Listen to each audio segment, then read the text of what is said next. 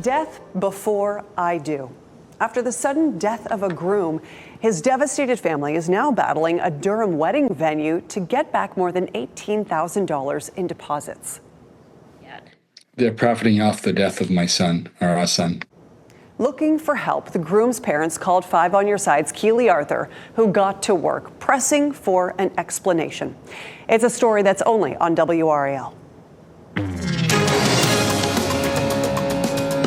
Oh, why is it so zoomed in? A young couple, full of life and full of plans. They were on vacation in Italy when he proposed. Back home, Chris Perry and Kristen Seidel booked the Cotton Room in Durham for an October 2025 wedding. And they called us as soon as it was over, and we're just so excited. But this past May, everything changed. We are here to memorialize and tribute the life of Christopher William Perry. Just one day before his 33rd birthday and 5 months before what should have been the happiest day of their lives, Chris collapsed and died. Kristen found him hours later. Too devastated to speak, Chris's parents are sharing their love story. He adored her. He had found the person to complete his trip to life.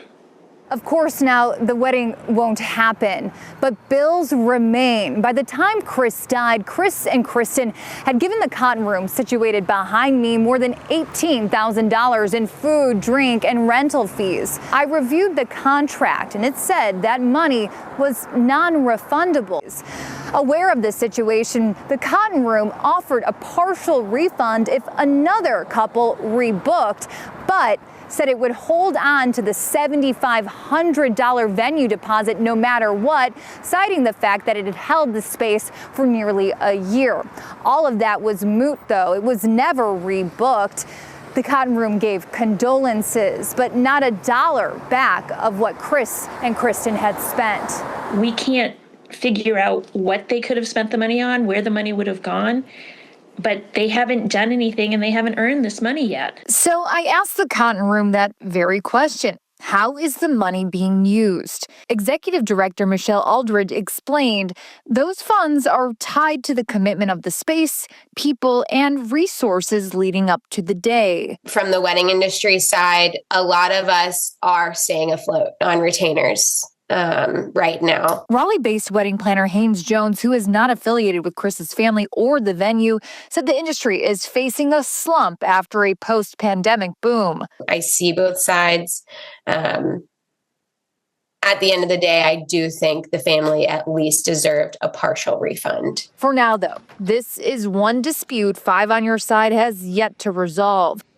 Despite emails and a Zoom call, Aldred and the Cotton Room have stuck to their decision. No parent should ever have to experience the loss of a child. And having situations like the Cotton Room or what they've done or are doing just kind of keeps the wound open. This is such a tough one. Now, the Cotton Room said it would not require the family pay the remaining 50% balance of this contract, which would have been due in just a few weeks leading up to the wedding. It really is such a sad situation. Is there anything the family could have done to protect themselves?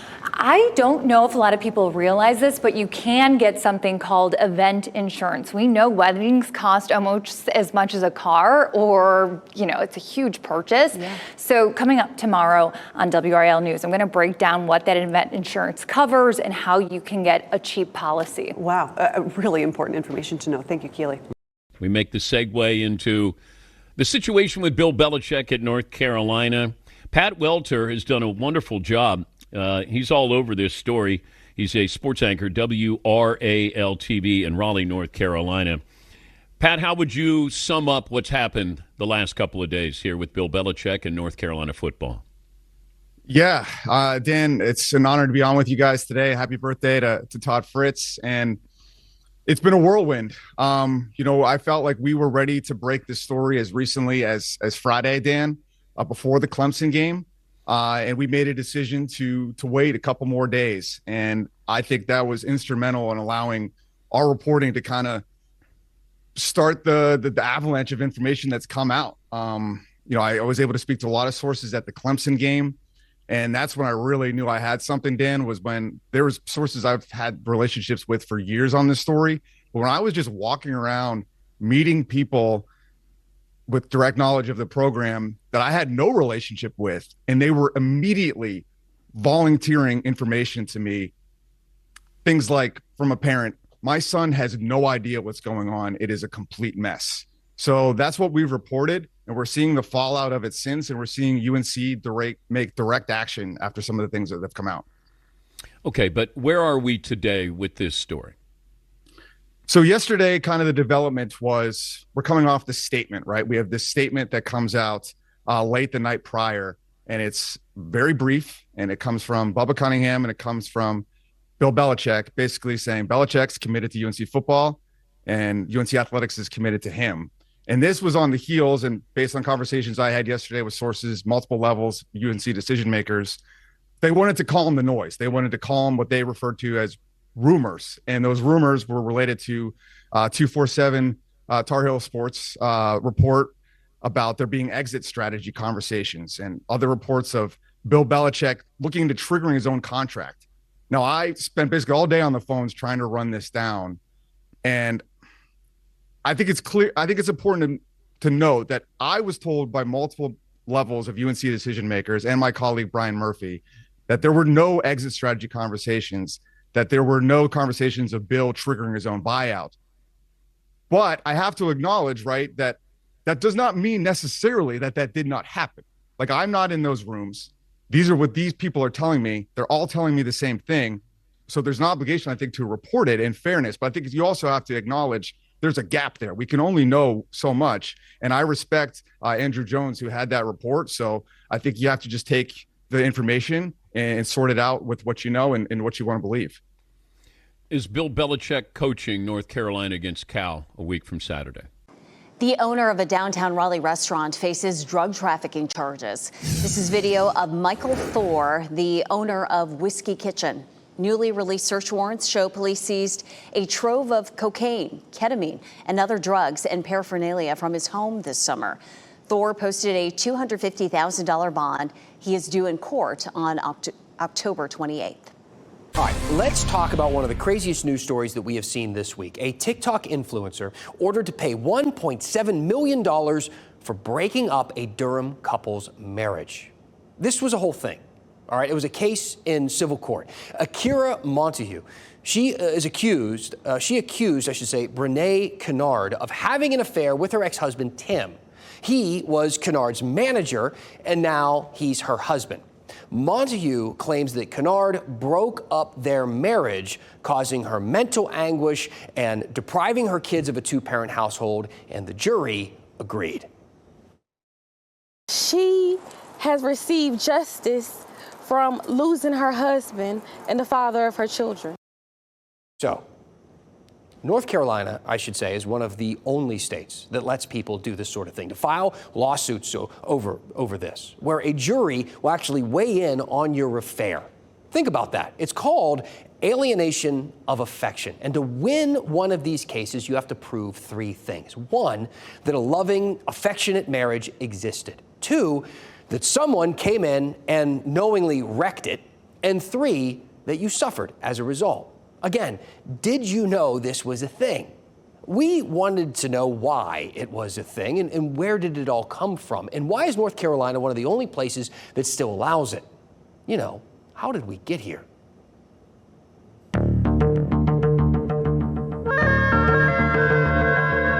We could take this all the way back to the Teutonic tribes in 105 BC, when a husband could kill a man for sleeping with his wife. But let's skip ahead, shall we, to 1745 and one of the first alienation of affection cases. Winsmore versus Greenbank, in English Court of Common Pleas, if you couldn't tell.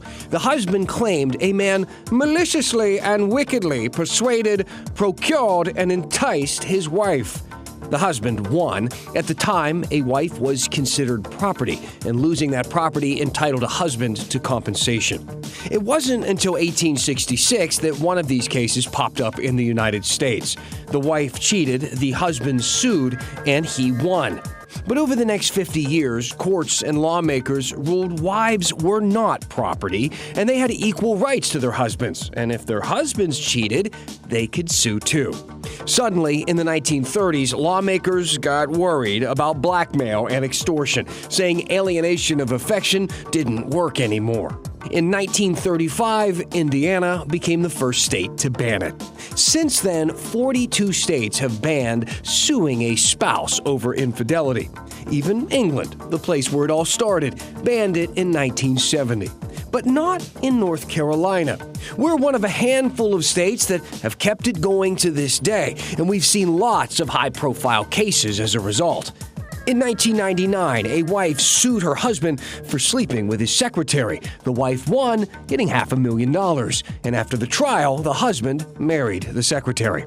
The story was turned into a Lifetime movie. It was called The Price of a Broken Heart. In 2011, a case out of Wake County ended with the defendant paying $30 million in damages. And in 2017, a case nearly spelled the end of alienation of affection, but the state Supreme Court ruled only the legislature could end that practice for good. And the legislature has tried and failed. Bills to ban alienation of affection in North Carolina have been coming up for decades. None have been successful. In fact, there's one in committee now. Who knows if it will get a vote? In the meantime, you can still sue and win if your spouse cheats. And that's how we got here. So, look, there you have it. But that one question does remain. Why? Why is alienation of affection still a thing here in North Carolina? So let's think about at least one of the arguments as to why. So first, you have to remember, this is not a criminal offense. This all happens in civil court, that Judge Judy stuff. Civil court is where you go when you've been wronged, but no one is going to go to jail for it. And that usually means it's because it involves some money.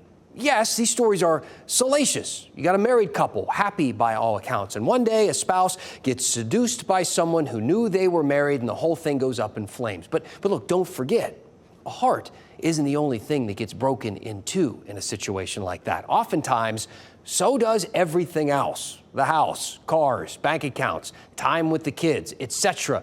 And that's worth something, and it costs a lot. Shouldn't the innocent party be made whole? That's the argument, anyway. Alienation of affection cases rarely make it as far as the one we saw this week. The burden of proof is pretty high, and the statute of limitations is strict. It is a difficult option, but it is an option, at least for now, in North Carolina.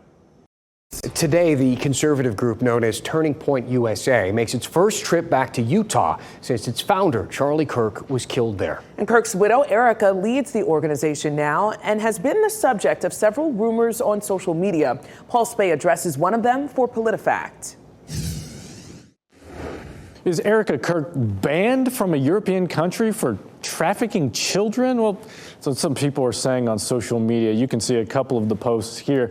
They claim that Kirk is banned from Romania after being accused of child trafficking. Is this right? No. What are they even talking about here? Well, before Erica Kirk got married to Charlie Kirk, she founded a group called Everyday Heroes Like You. That group had a project called Romanian Angels, which partnered with the Marine Corps and orphanages in Romania. Now, to fact check these rumors about Erica Kirk and her group, we looked for news articles and crime reports about this subject from both the U.S. and Romania, and we found some stories like these. An Israeli newspaper reported on adoption agencies that were under investigation, and an outlet called Radio Free Europe reported on orphans who say they were trafficked from Romania, but neither of these stories mentioned Kirk or her organization. In fact, we found no reports implicating Kirk or her group, and there's no evidence that she's been banned from any country. All of this is why the Truth Meter rates these rumors false. Read our full fact check at WRAL.com.